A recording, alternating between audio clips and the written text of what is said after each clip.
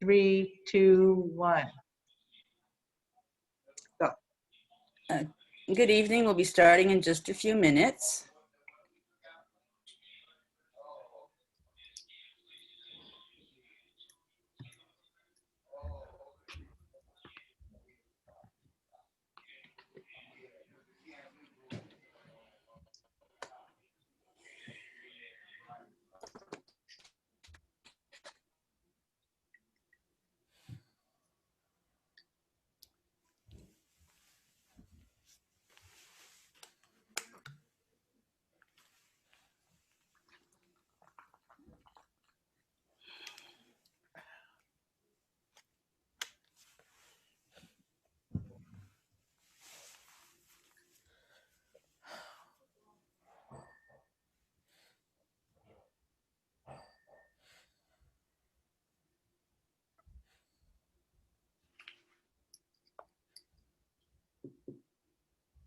We're right back.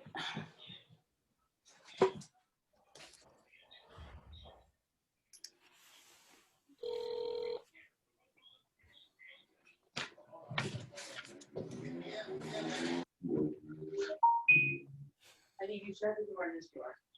I need you shut the front door. I'll give you more. Oh, you need to turn down. Jim, someone's saying your hair is getting long. Yeah. Well, hello everyone. I want to welcome you to our Appreciating Diversity film series. We're really looking forward to a wonderful program tonight. My name is CJ Hirschfield. I am a Caucasian woman with curly hair, and I'm wearing a red top, and behind me are two of my favorite paintings in my house. I wanted to tell you we're really excited today to be able to provide closed captioning for you. So I wanted to explain how you do it. You go to the bottom of your screen, you'll see something that says live transcript and then show subtitle. And if you go to subtitle settings, you can control the size of the lettering.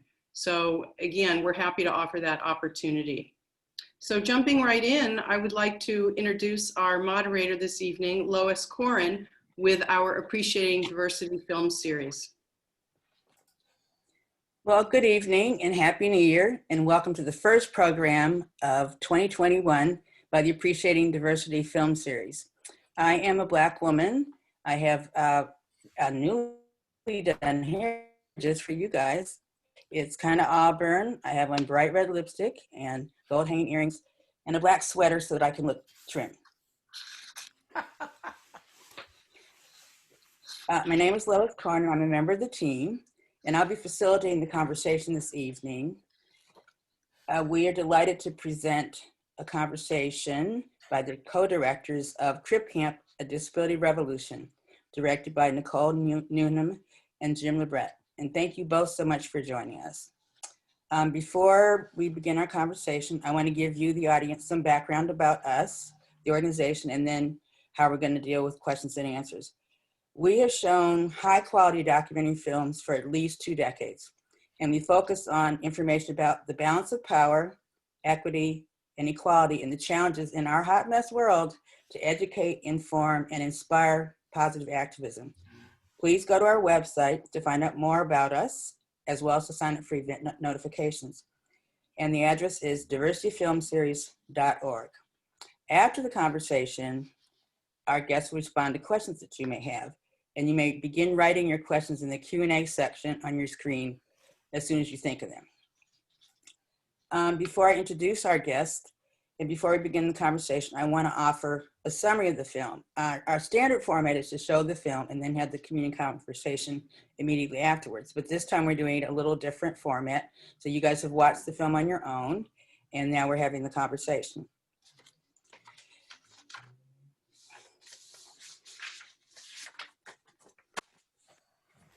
In Crip Camp, the revolution actually begins in a summer camp called Camp Jeanette. I believe I said it correctly. The documentary follows several young people who attended the camp in a New York campgrounds for people with disabilities. It's a really inspiring story about what happens when a group of teens neglected by society finally discovers a place where they are treated as complete, whole people, and a story about how a camp changed a group of teenagers' lives to become a story about how the country was changed for the better. Directed by Nicole Newnham and Jim LeBrecht, Mr. LeBrecht attended Camp Gen Ed in 1971, and his personal story is one of the focal points of the film. Remarkably, the people at the camp had a camera running and regularly interviewed the campers that were participating. They asked about everything, how they were treated by the outside world, the privacy they long for that are not afforded, the crushes they have. And this is juxtaposed with present-day interview footage where attendees also reflect on that time in a place where they spoke with their own voices, their own desires, and most important, were listened to and heard. It's only half the story, because when Mr. LeBrecht gets back home, he and his friends, fellow and lady campers, were radicalized by their experience of being at the camp, and they became activists in the disability rights movement. The documentary also culminates with their participation in the 1977 504 sit-in, a protest that led to significant changes in the 1973 Rehabilitation Act, and a precursor to the modern-day Americans with Disability Acts. And an example is people who are trying to protest and get their accommodations, their rights. Just the idea of being able to get to the place to protest is quite a challenge. Crip Camp is a reminder that sometimes when something seems impossible, it actually can be done. And unfortunately, it takes a lot of effort, unfair as a matter of fact, on the parts of those individuals who are trying to secure their rights to become acknowledged completely. But it's still worth it. And in one really memorable anecdote, the Black Panthers arrived during the 26-day 504 sit-in to provide meals to the protesters at no cost, simply out of solidarity, something we could use a lot more of. The problem, as one of the film's non-disabled interviewees notes, is not people living with disabilities, but people without them. People who refuse to listen to those with disabilities or build a world that accommodates them, who turn a blind eye to their abuse or limit their opportunities. The revolutions for the ableist world, the majority made, and it's cool that changing it requires so much effort from those who already are vulnerable and marginalized. But that's where we are. So I'd like to introduce Nicole, and I will give a little short biography, and then she will present herself, as it were. She's an Emmy Award-winning documentary film producer and a director of 4-time Sundance Film Festival alum. Recently, she produced 2 virtual reality films with Australian artist-director Lynette Walworth. Nicole is a 1994 graduate of the Stanford Documentary Film Program. She lives in Oakland with her husband, Tom, and her 2 sons. I myself am a Cardinal, so I mean, this is Go Cardinal. Jim's been a sound designer and a mixer for theater and film for over 40 years. His activism began with his experience at the camp, and his professional career began at the Berkeley Repertory Theater in 1978. He's a board member at the Disability Rights and Education Defense Fund. He's founder of Forward Doc, which is an organization that's mission is to support documentary filmmakers with disability. And he lives in Oakland with his wife, Sarah Boulder. So, Nicole, before I start with my gentle questions, would you describe yourself for our audience, please? Yeah, I'm happy to. And thank you for that description. It was great to hear that. And I'm happy to be here. And I am a 51-year-old white woman with light brown hair. It's getting longer every day, down past my shoulders now. And I'm wearing a black sweater and sitting in kind of a against a beige wall with a few trees in the background and in a rocking chair.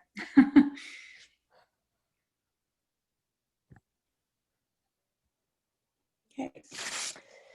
And Jim, I'll have you describe yourself too, and then I'll go back to the question for Nicole. Sure, and thank you for having us here tonight. I'm a 64-year-old white guy with a gray goatee. I've got black, kind of square-rimmed glasses, and my hair is getting down to my shoulders now. Also, I've got a blue with white patterned shirt on. There's a red wall behind me with some posters. So, Nicole, I have a question for you. What is it like to be a co-director? That's something I'm unfamiliar with. And I just want to know, how this came about. Well, it's a good question. I actually really like co-directing. I've co-directed the previous feature-length documentaries that I've done. I find that documentary filmmaking is such a long, arduous, difficult process. It helps to have a partner in crime who believes very, very deeply in a story with you. And I think that the kind of wealth of ideas and experience that comes from multiple perspectives really help when you're tracking a story like that for so long, and I had finished a film called The Revolutionary Optimist that I co-directed with a filmmaker named Maren Monson. That was about young people who were change agents fighting for better public health conditions in informal settlements in India. And Jim had been the sound mixer and designer on that, as he was my previous documentaries. And Jim and I always had these amazing collaborations around the sound design of my films, and I really enjoyed just becoming friends with him and talking to him, a lot about documentary film and the craft and art of it and the different films that kind of crossed his desk, but also increasingly about disability rights. And Jim was opening doors for me, both in terms of my kind of knowledge, but also my way of seeing the world. And that through Jim, I came to see that disability was a community. And I came to see it, that it was a civil rights issue. And I came to know more about the history of the disability rights movement in the Bay Area. And one day I got lucky enough that Jim said, well, you just finished this one project. If you're thinking about what your next project is, maybe I could take you out to lunch and tell you some ideas of films around disability, because I'm not really seeing the kinds of films around the disability experience that I'd like to. And then, he told me this story about Camp Jened, and it really blew my mind, because the whole idea of Camp Jened was something that I realized I just didn't have a mental framework for, living in our society as we do, a place that was that free and open, and also a place where young people were so in kind of the full throes of the cultural revolution that was happening in the early 1970s. And I got very excited about the idea of that and Jim's theory that the camp was connected to the movement that came later. But the more I thought about it, the more I thought I really can't be directing this film, because what's really exciting is that, Jim is a filmmaker. He hadn't directed before, but he's this really pivotal, incredible part of our documentary film community in the Bay Area. And this is his story and his life and his perspective and his community. And I thought if we directed it together, that we would have the opportunity to kind of tell the story from the inside out. So I came back to Jim and said, I really do want to do that, but I want you to co-direct it with me. And luckily he said yes, and here we are. See what buying someone lunch can do for you? Little do you know. Yeah, I was so happy. So, Jim, do you want to add anything to that?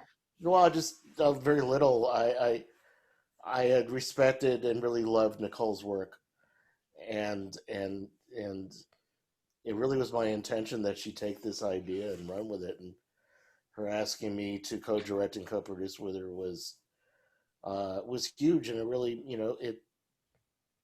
it was a great experience for me. It's been really the most extraordinary collaboration of my career. Thanks, Jim. Yeah.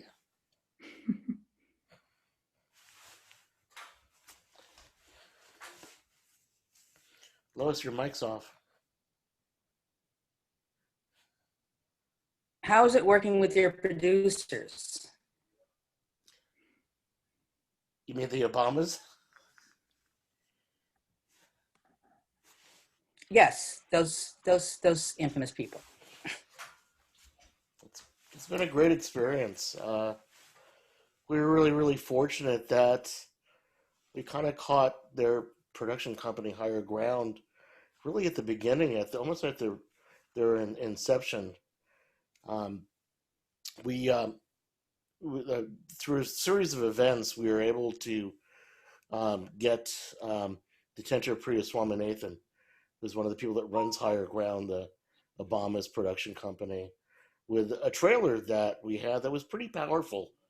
And although they were not quite bringing on projects, we did get the trailer to her, and she got back to us and said, I don't know what you folks have done, but I can't stop watching this. What was it? A 7.5 minute trailer that we had. And so she came up to Berkeley to our editing room and hung out with us for a day. We showed her a bunch of the black and white footage that had been shot by the People's Video Theater in 1971, and we just got to know each other a little bit, and literally the end of that day, she's left. About 15-20 minutes later, she's in the parking lot and calls and said, we just got off the phone, and we'd like to work with you.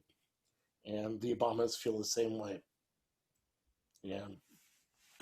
I mean, I'm choking up just telling you about this because it was such a incredible experience to know that there was that kind of validation and belief in what we were doing, and that knowing that they trusted us with their being really getting married, going to a relationship with us, but that it also would provide a huge amount of visibility for our film, and that the message of our film we knew it was going to have a greater audience.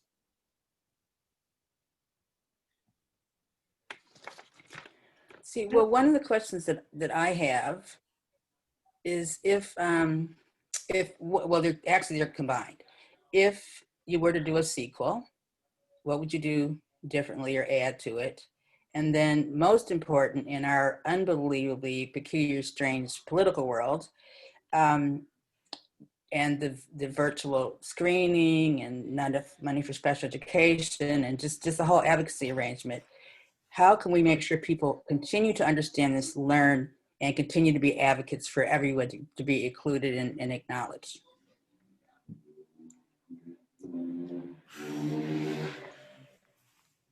Big question. And take as long as you like. Well, one thing I would say about the sequel is that, as you can see, we told, we very deliberately decided that there was magic in telling the story from the point of view of this group of campers who happened to be captured on film, in the summer of 1971 by this group called the People's Video Theater, who were an amazing group of journalists who were trying to change the world by using video and as an empowerment tool. And they would take video cameras to marginalized groups and different groups who were building movements, and they would create these pop-up video theaters where they would videotape like the women's movement. They were with the Black Panthers. They were with the LGBT movement in New York, and they would interview people and talk to them and then show them the footage back of themselves. And because the technology of having portable video was so new, people hadn't had that experience of seeing themselves on film, and it was really empowering. And they brought that technology into Camp Jeanette after they randomly ran into some campers and counselors at a gas station in upstate New York. And when they came into the camp, the Krebs epidemic was happening, and they were so blown away by kind of the freewheeling nature of the camp and also just how empowered the campers were and the environment of equality that they stayed and filmed. So that gave us this amazing opportunity to almost kind of go back in time and show a movement at its inception much earlier than it's usually ever documented. Usually you don't have the opportunity to go back in time and see someone of the stature of a movement leader like Judy Heumann when she's, a teenager coming into her own. And so for that reason, it's a story about a very big part of history, but it's told from a very particular point of view of these particular friends. But you see when we get into the 504 building and the Panthers come in and all these other activists come into the movement and the building, and the movement starts to grow, how many other stories there are, you know, and how many different perspectives there are. And so, you know, one thing that I feel it wouldn't be, you know, my job to do it, but I feel very excited about the idea that, you know, a young Black disabled filmmaker might make a film about some of the experiences of some of those Black activists, for instance. You know, I feel that there's so many more stories and different perspectives that that need to be told. So that's one thing that I think, you know, Jim and I feel very hopeful for about this sequel, and we are, you know, trying to do some work with through our impact campaign to support and nurture with a fellowship that our impact campaign director put together, you know, not just young, but, you know, disabled artists and activists who have projects and stories of their own that they want to tell. Yeah, this fellowship is sponsored by Adobe, and they've helped to provide mentors for it was about 11 folks that we have that are in this, but it's filmmakers and performance artists and a number of group of people who try to hook folks up with mentors, not only of our pulling in, but also some folks at Adobe to help, you know, give them some guidance, some tools, help them push their career forward. We're really excited about this. Well, I just appreciated the intersectionality that's really important. And actually, when I heard you speak before, Jim, the whole idea of that within every marginalized group, there's like additional component to that.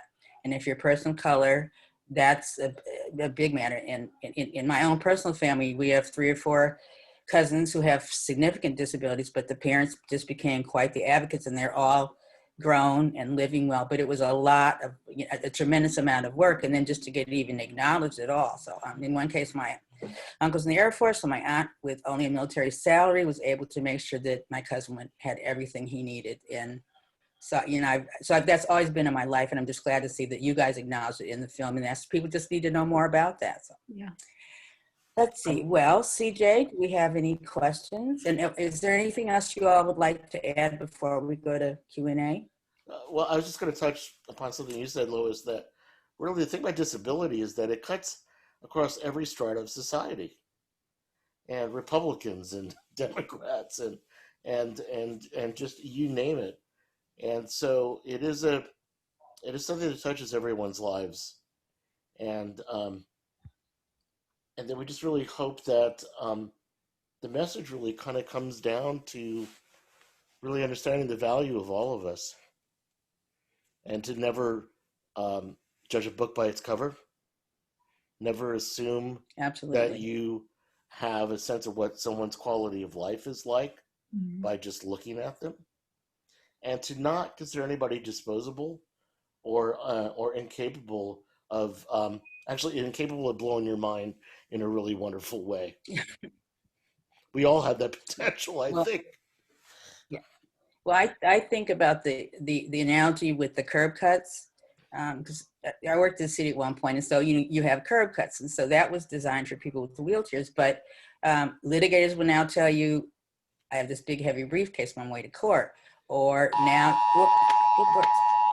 sorry, and now you have a suitcase, and you have a stroller, and you have a bike. It's like that's one of those things that was designed for one particular person to accommodate what their needs were, and guess what? It had universal value for everybody. Well, I So, CJ, do we have any? Go ahead. Jim, did you want to add something? Oh, no, I just heard that the first curb cuts in Manhattan wound up in the garment industry. And there they are moving all those heavy, racks. And it was like, Hosanna, right? So We have a question from Courtney, who loved the film. Whoops, no, it's just jumping over here. Can you speak to your decision to include the humor, which lends so much to the intimacy of the film? You know, I think when Jim first pitched this idea to me, it was with humor, because that's just who Jim is and how Jim is. And that was very appealing to me. You know, the idea of kind of like the whole hippie thing, the music, you know, which of course I also associate with Jim, who, you know, has been like I remember the first time I walked into his mixing studio as a client right after he had set it up in the Fantasy Building, and it was like a kind of like a dead shrine, you know, and there's always like great music being played, and so the whole idea of kind of bringing all that life and culture and humor into the film, I thought would engage an audience, and I know that you did too, Jim. You know, it's like even the teenager summer camp angle. You know, it's like, how can you surprise people and approach disability in a way that it isn't usually seen, because it's usually seen as like this inspiration porn thing or a tragedy porn thing, you know, or it's like a serious issue,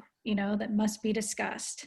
And so we wanted to throw people back on their heels, put them off balance a little bit, you know, and seduce them, you know, to kind of come into this world and figure it out for themselves, and figure out that they were going to have a great time too, and that they were going to be relating to it on all different kinds of levels, and challenge them a little bit. And so the humor was a big part of that. And also, I mean, you can speak to this better than I, Jim, but like the disability community, the humor, the quality of the humor is very, very high, I would say. Yeah, I mean, every community's got their humor, right? So, and the disabled community is just like that. They're incredible comedians like Josh Blue out there, who I've seen a number of times, who just about killed me laughing seeing his routine. But, you know, the fact of the matter is, if you ask yourself, and this is a film that has disability content, and what do you ask yourself? And you go, it's going to be too heavy, or, gee, I don't know if I want to watch that. And it's like, it's because what Hollywood and the media have been feeding people for years is that it's stories about tragedy, or, you know, or loss, or things that really were like, oh my God, what an incredible journey towards success. And it's like, no, it's actually like, we're like everyday people. And there's a great deal of humor, and it's dark humor at times in our community, but I know that exists in, you know, in all communities. So David wants to know if the film is going to be used in school programs from K through 12 through college. Yeah, actually, we have a curriculum that is actually on our website. If you go to cripcamp.com, that is available, and we are working to kind of streamline that too. Just kind of given the pandemic and the way that school is, it's a very involved curriculum, but we know it's already being taught a lot, both I would say middle school, high school. And also in lots of different college classes, actually. Jim and I have spoken to a number of them this year, and it's been really rewarding. And what we are finding too is that it's not just the film itself being used in the classroom, but that the film is creating awareness around the history, and pushing the history to be included in, you know, in people who are talking about, you know, the 60s and 70s, are talking about civil rights movements, which was something that we held on to and really as a dream while we were making the film. You know, we wanted that was one reason why we were so floored and excited and amazed by the Obamas coming on board, is that we wanted to make a film that would be a kind of a cultural event, and that would open people's eyes to the importance of the history.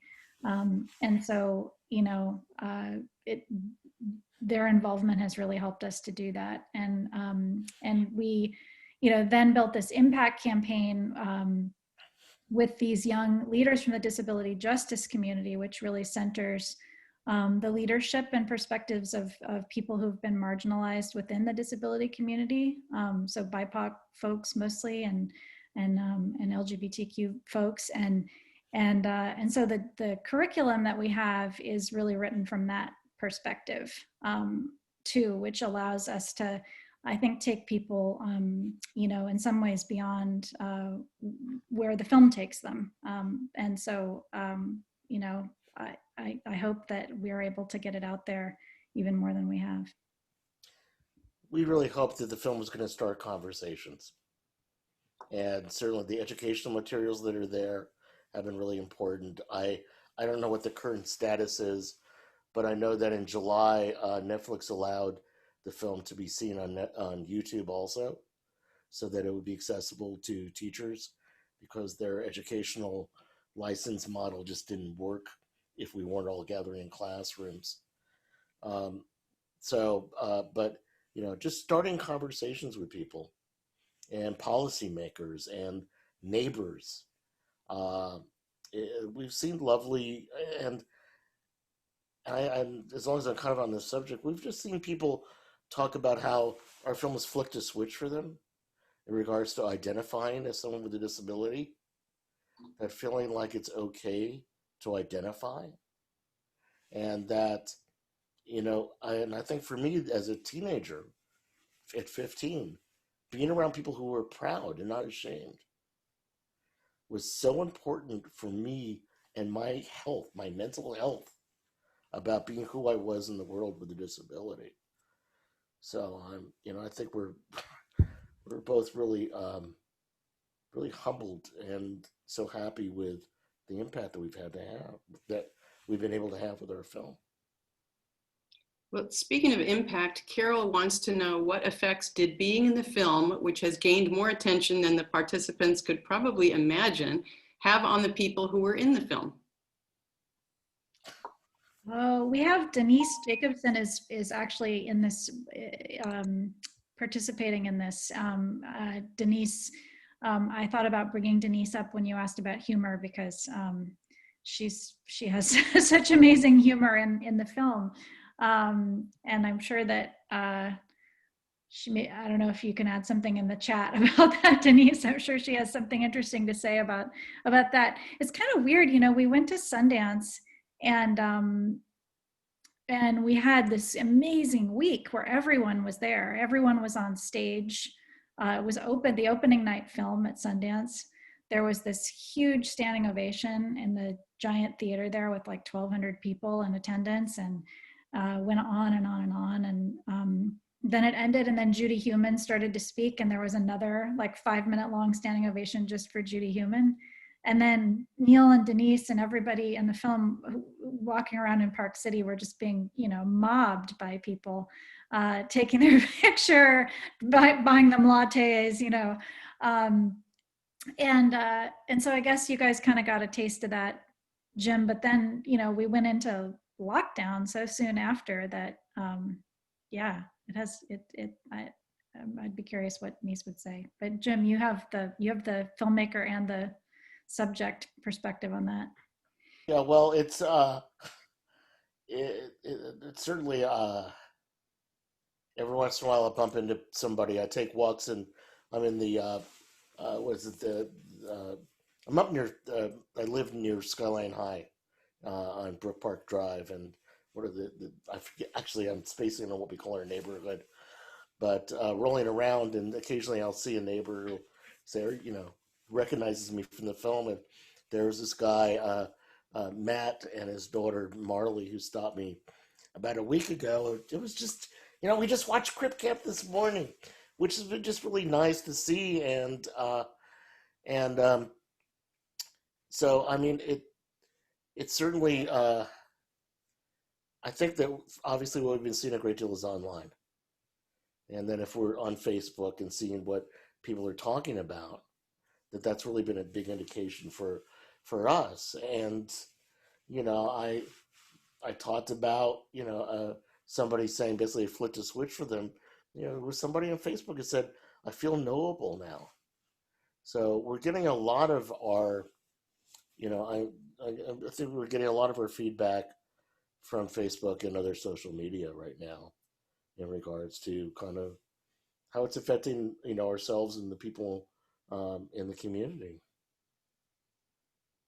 Jason asks, would Crip Camp be interested in an online film fest for disabled short films or spotlight other disabled made films on social media?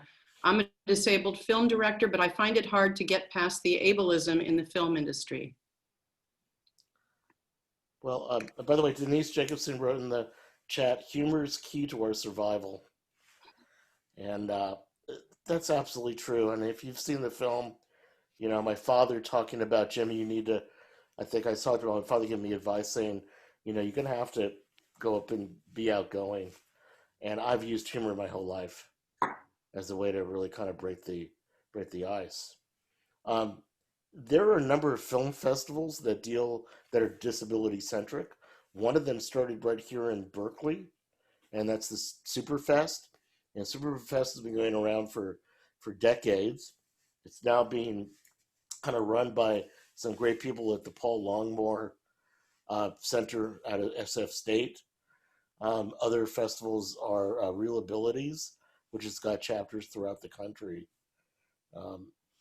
So I would certainly, look at that. And I think a lot of the push that some of us in the disabled community are working on is not even at festivals and other places like Sundance or SF Film. It's not just, gee, can we, get my wheelchair in the back of your theater, or, get into the theater or have a good experience. But what is your programming like? What are your programs? And I have to give a shout out, especially locally, to SF Film, and that they've really, really embraced the disabled community, and we've had a disability advisory board there for the last couple of years, and really, really opening up for people who are potential fellows at their film house. And Sundance has really stepped up in the last couple of years, and Nicole and I went through the Edit Lab a couple of years ago, and there were some real issues around accessibility just for me as a wheelchair user, and they made some fairly swift changes to really help us, and they've been really promoting filmmakers and really supporting filmmakers with disabilities since then. Okay. Well, apparently Courtney's name is coming up for people who aren't Courtney, but the real Courtney says, thank you for sharing your story. It really changed people's perspective and offered a different narrative. What are some ways we can create positive disability-focused communities where the focus is joy and common good? Well, I think the first thing is to not think about disability purely in medical terms. And to think about it as simply, well, first off, disability is a natural part of life. It just simply is. There's no normal. There's no, and that we all have something going on. So I think that if we accept the fact that this is a normal part of life, and that the diversity of different bodies and such doesn't mean that it's less than, but that it is different from myself, or maybe some of the other people I know, that just kind of that changing that way of just looking at things would be a good start. And if you're really intentional about this, like really opening up your life to people that are unlike yourself takes a certain amount of willingness to be uncomfortable. And if you really respect and understand that there's a great deal to be gained for yourself and for those in your community by being that way in your life, you unleash my experiences. You unleash incredible experiences that you've never known existed, that really bring joy and satisfaction to your life. Well, here's an interesting one. Julie was a counselor at Jeanette, and she says, my face appeared in the film a couple of times, which is nice. Hi, Jimmy. Jeanette changed my life in so many ways that I'm so grateful for. I've devoted my professional life for caring for people with disabilities and special needs. I'm a dentist. We will be showing the film to our dental students as part of their intro to their special needs rotation. What wisdom from you can I pass on to them?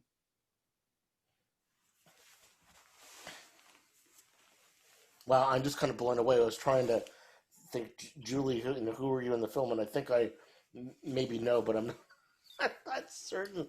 Oh, Julie Chang. Anyway, I'm so sorry, CJ. I got totally blindsided. Could you repeat the Oh, question? sure. She's going to be showing the film to her dental students as part of their intro to special needs rotation. What wisdom from you can she pass on to them?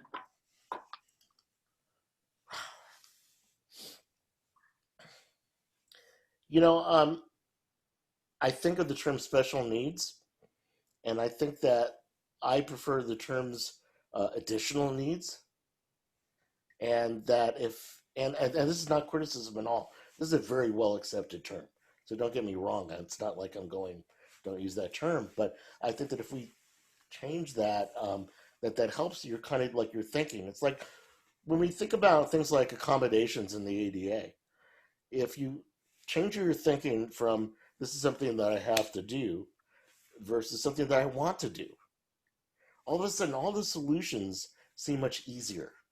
I'm not saying that all of a sudden $15,000 floats down from the sky, but the ability to start thinking about ways to make things work all of a sudden does become easier. And Denise talks about humor being so important for our survival. I would say optimism for me is something I think that saved my life. I have to stay optimistic. I can't leave the house, or when we were leaving the house, thinking that, oh my God, it's just going to be tough. And it's just like, you got to go out there hoping that something good's going to happen. So John wants to know, what is Nicole's next film project? I've enjoyed all her previous films. That's really nice. Thank you.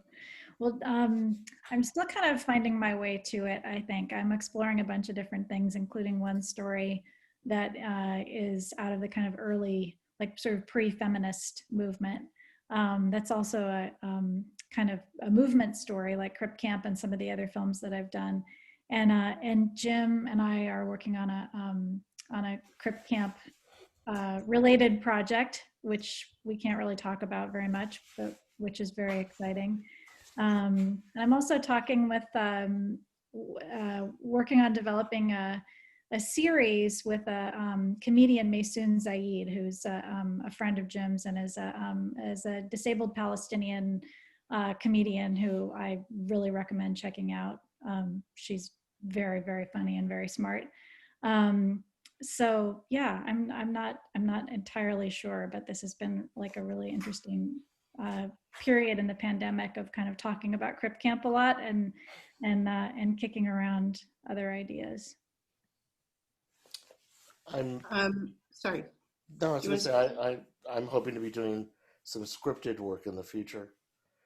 And I'm going to be working with the local producer and director on some projects as a producer with her. And hopefully going to be directing an episodic that kind of deals with a bit of the disability history from the 60s in the Bay Area.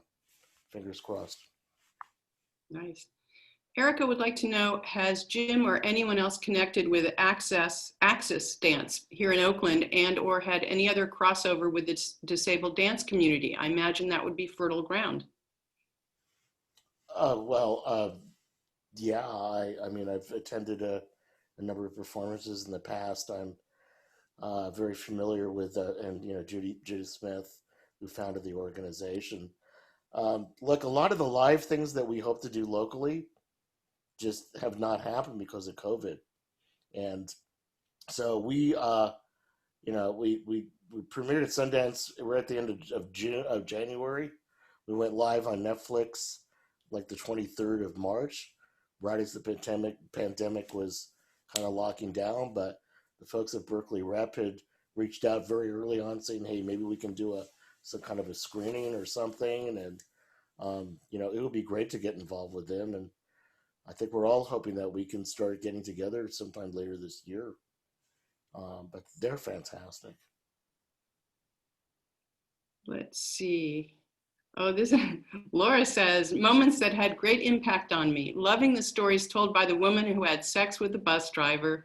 Grateful for the opportunity you gave us to feel her strength and energy and joy. That's Denise, who's here. Oh, the circle is unbroken. Any comments about that, or? I'm very, very thankful that Denise shared as much as she did with us in the film, both in terms of stories like that, which just are so multi-layered and so profound, you know. But also Denise was a writing consultant with us on the film, and has been writing a book about her own experience at Camp Jened. And her own history, which folks should look out for in the future, and is amazing. And not only that, but Denise has always seen the importance of Jened to the history and the movement, and went so far as to start taping audio interviews with some of the key figures at Jened, and putting them into the UC Berkeley archives.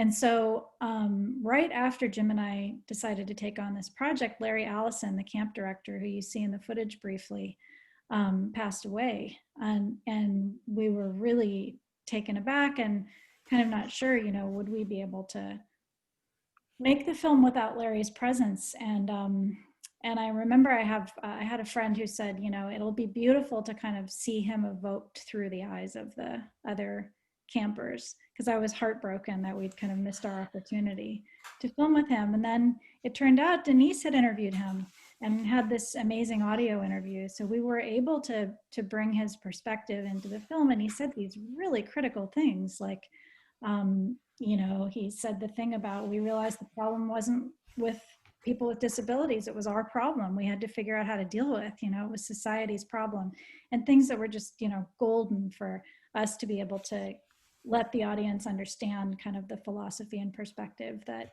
Camp Jened was operating under. So, and also Denise wrote a book about her experience as a mother, which is amazing. So I recommend The Question of David, I believe is the title. So Yeah, I'm racing to Amazon to see if there's a link there that I can put into the chat.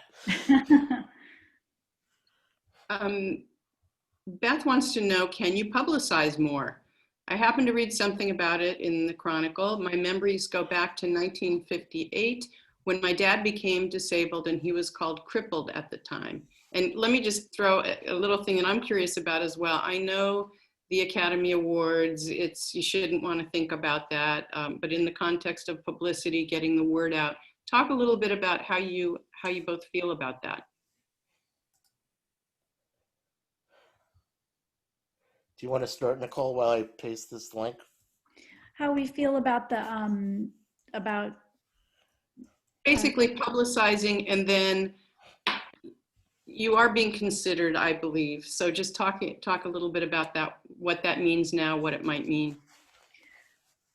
You know, yeah, Jim and I have kind of like we joke around a lot about like how he'll bring up, you know, the Academy Awards, and I'm one of those like, I don't want to talk about it, I don't want to think about it kind of people. But I do think that it has been an extraordinary experience this year to be in the running. You know, it's been such an incredible year for documentaries. Like, I think people are calling it the golden age of documentary. And, you know, I've heard people say normally there's, you know, 10 or 15 films that are kind of contenders, and this year there's 40. You know, it's been like really an embarrassment of riches, and also something that I think people have really engaged with a lot during the pandemic. And so, you know, we've been on the circuit, we've been able to have these amazing conversations with a number of the other filmmakers who we really admire, and you know, it's hard not to think a little bit about what that might have been like if we were actually traveling around to festivals and getting to actually be hanging out with those people in person. And every extra bit of publicity that we get for the film, you know, is great for bringing people into this world and this story. There's been a number of moments where you kind of go, I'm good. You know, the film has had some impact or has really meant something to somebody. And, you know, I think the symbolism, it's not so much for us. I think but that symbolically, if a film around disability that really speaks to the truth of the lived experience were to get that kind of incredible notoriety, that it just opens the doors for other stories to be told. And so you know, and it's really is important. And Nicole touched upon this very early on, that ours is not the history of the disabled civil rights movement from like in the 1970s up to the ADA. There are very important stories in the community that have yet to be told. And the only thing that's stopping that is the support for those films and the ability for those filmmakers to develop and make their films. And so, you know, if we've done anything that's good, well, you know, one of them is just to say, you know, there's an audience for this, and for the people that buy these kinds of, you know, buy documentaries, knowing that it's, you know, that it's plausible. Hopefully, it's made it a little bit easier. And we've heard from some people that there has been an effect on our film, that people are getting more meetings, they're getting more interest in what their project is around disability, because folks have seen the impact that Crip Camp has had. So like I said, I'm good. I would love nothing better for us to have that kind of recognition, but anyway, I'm going to call. I don't want to jinx it either. Susan wants to know, what is the name of the Palestinian comedian Oh, I'll put it in the chat here. Hold on. that Nicole just spoke of? Thanks so much for this awesome film, she adds. It's, yeah, Maysoon Zayed. Have you identified, Courtney, I don't know if this is the real Courtney or someone as Courtney, but have you identified current areas of concern for disability rights activism? For example, it would be important for Zoom to provide closed captioning services at no cost for its webinars and meetings. Yeah, I mean, you know, if Google can do it and Skype can do it, Zoom can do it. And I know that, I guess we're probably using rev.com right now, which is a paid service. So, I mean, that's minor in comparison to really the issues right now around COVID and healthcare rationing and what's especially happening in Los Angeles. And I just have to, you know, say that there's, you know, it's been harrowing, not just because, you know, I've got underlying conditions, but thinking that someone might make a decision about my health care based on their perceived perception of what my quality of life is, which has happened in the past, which litigation has had to happen to stop. Organizations like Berkeley's own DREDF, the Disability Rights Education and Defense Fund, has really had to go into action to really stop any kind of written policies that talk about quality of life. Because the last person I want to suggest what my quality of life is, I don't think a doctor can really make that determination. I just don't. And there's great doctors out there, so I'm not slandering every freaking doctor in the world. But I think that there's a perception that people with disabilities are less than or disposable, or, you know, because you can't walk, you don't have a good quality of life. Look at Ed Roberts, somebody who had to sleep in an iron lung every night. Man had an incredible, amazing life. Look at Stacy Milburn, who I had the pleasure of knowing in our community, and what she and other people started. To me, that is the biggest concern I have right now, is access to healthcare. And then we could, beyond COVID, just, healthcare and support for people with disabilities, where, the money available to live independently varies widely from New York to Texas. And all one has to do is look at Jason DeSilva's documentary. His sequel to When I Walk was When We Walk, and he talks about this as an issue. I would suggest trying to find Jason DeSilva's documentary. It's very timely. Patty has a question. What has been the political and social fallout of your film? What has happened since the film was screened at Sundance? Well, it's been really interesting. I mean, I think that we had a lot of, one just sort of issue that has carried throughout the story of the film coming out is the title. We got some resistance to the title, and folks weren't too sure that people would know what it meant. They thought that people might think it was about the film was about the gang. Other people were worried that the film might be perceived as derogatory towards people with disabilities because of the use of the word Crip in the title. And we felt really strongly that the title was important because it indicated that the story was told from a perspective inside the community, because it was edgy. And it also indicated that the film was coming out with kind of a position of pride and strength and humor and kind of badass punk spirit. And so it wasn't like an, film. We had some really experiences with pitching the film to people, and Jim would say, we're working on a film about a summer camp I went to for kids with disabilities in the 1970s, and people would go, oh, and Jim was like, no, that is not the kind of film we're making. So the title was really important for those reasons, but also, we just felt like this world needs to know this community exists and that it has this history and that it has reappropriated this term, and not everybody has to like it, but people it needs to make its way into public discourse.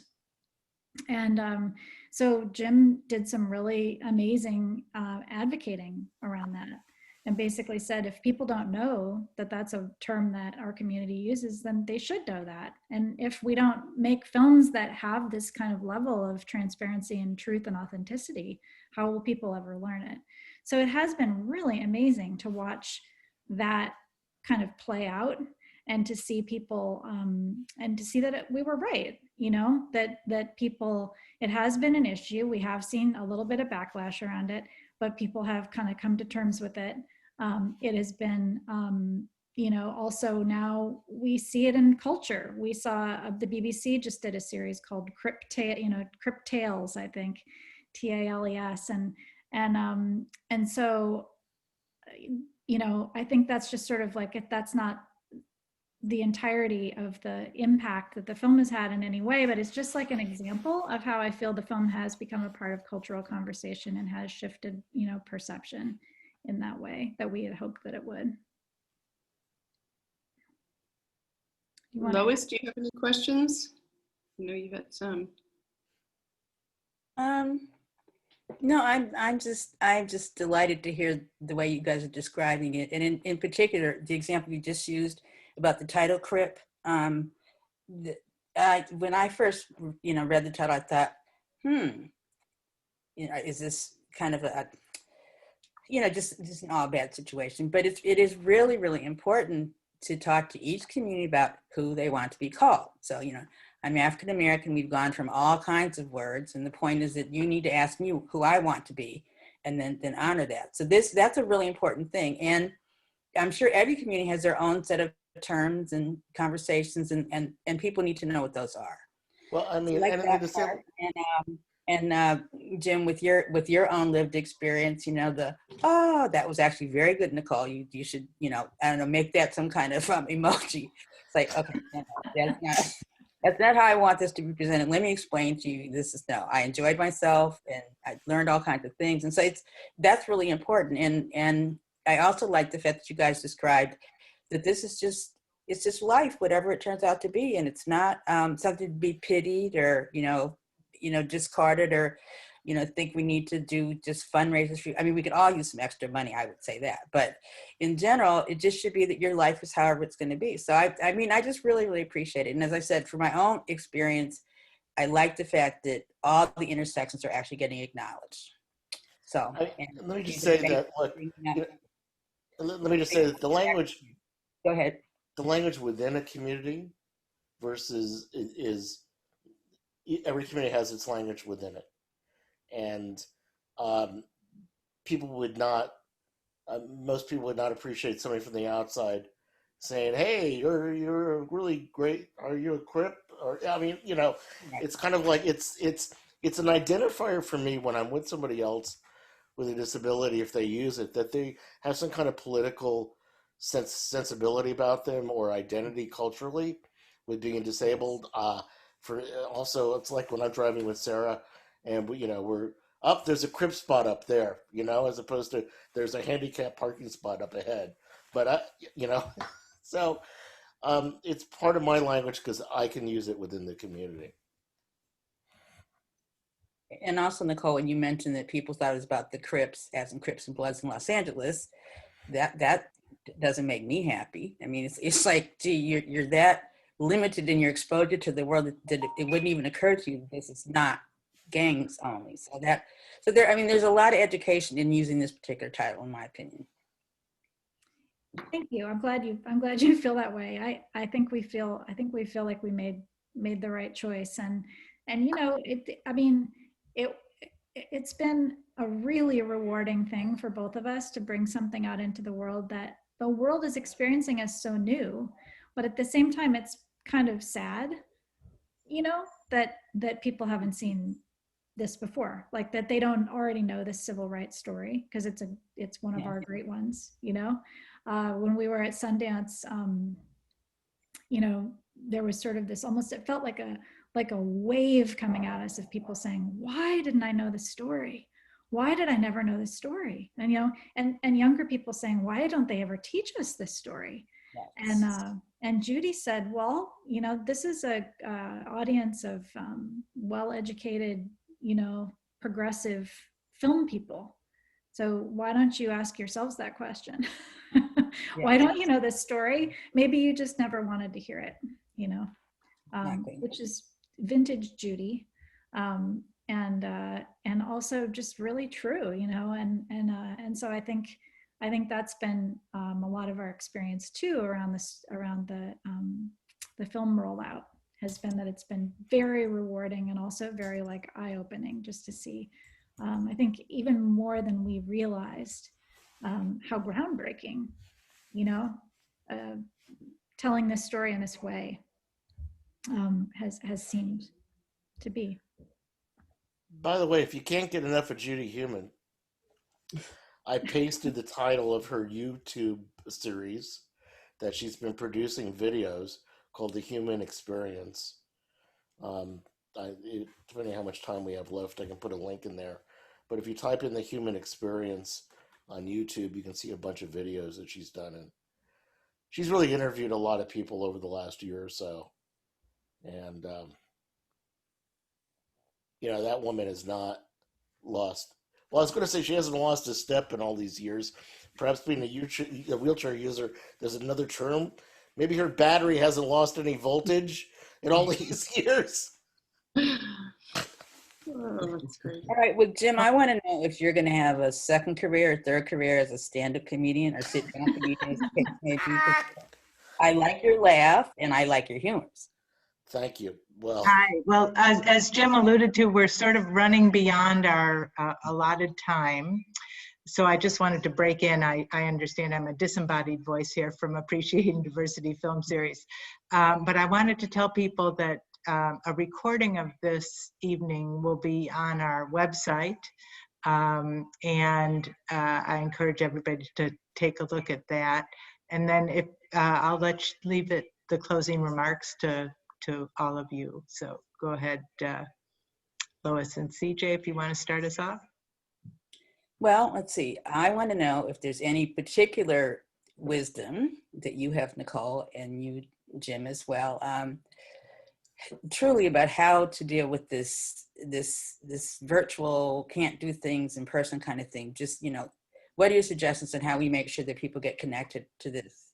And it's valuable for other critical matters that we have right now too. But this to me is it's just a broader topic, kind of like a foundation of life. So it's something everyone should know about. So those are my two questions. And then CJ may have one as well. Well, we were faced with this problem, in March, and we had planned to do all this incredible, work. We hired these two amazing activists, Stacey Park-Milburn and Andrea Levant, to do our impact campaign. And they were full of all these incredible ideas, like they were going to take over the freight and salvage in Berkeley and do a camp that was across 3 days. And, That'd be great.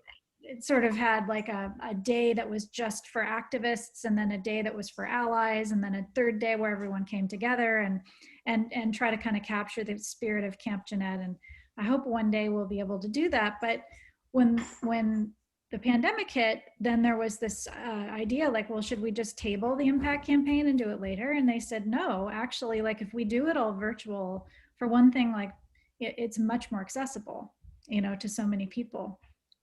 And we can reach so many more people. And they said, we want to do a summer camp that's virtual, and we want to have sessions every Sunday.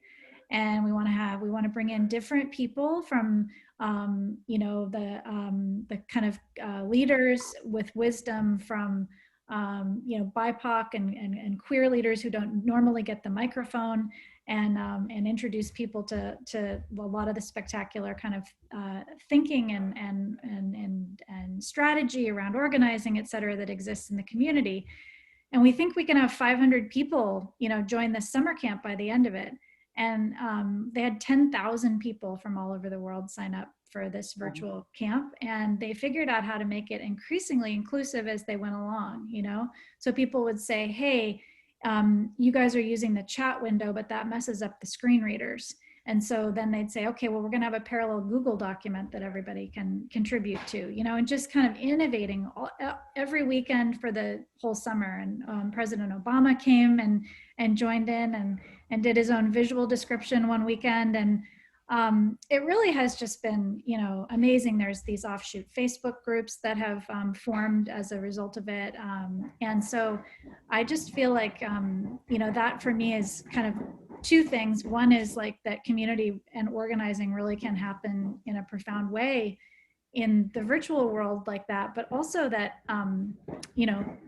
folks with disabilities are the ones that you want to go to when things need to be innovated, and also have so much wisdom about how to build inclusive communities, So that's the kind of thing that I would like to continue to see. And we're actually trying to expand that model globally now, so that people with disabilities across other, cultures and communities globally can find each other and create, can organize.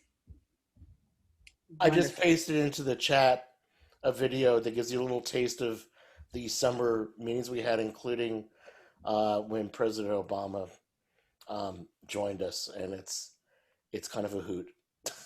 He makes a dad joke about s'mores. Yeah, he's the guy that should be doing stand-up. So. Yeah, he can have a special category, particularly of his parenting, as it were. So. Yeah, so to speak. And really, I think Nicole really answered the question really beautifully. And I would just say that, especially so many of us that may be out here listening to us tonight, do organize webinars, do organize events. And that everybody needs to make it as easy for everyone to participate. Yes. And that if you really want to be accessible, really advertise what you're going to do that's going to be accessible. or give people a very, very clear contact person so folks can request accommodations. And that is really kind of like the low bar about what we all can really, really do. That makes sense. CJ? All I want to say is thank you so much for being a part of this. We know how insanely busy you are right about now. So taking the time to be with us is very important. Thank you for opening our minds, educating us, opening our hearts. And we're so damn proud to have you as Bay Area folks. And you know, you're all modest about the Academy Awards, but we are your biggest fans. So we'll be watching and wishing you the best of luck. Well, I'm looking forward to a shout out to the Oakland folk who get that award. Good night and thank you. Go Oakland. Well, I'm really grateful for all my neighbors that are out there who said they were going to be out there tonight. So thank you so much for having us. Yeah, thanks. Thank you. Great to Good talk night. to you both. Okay. Night, everybody. Good night.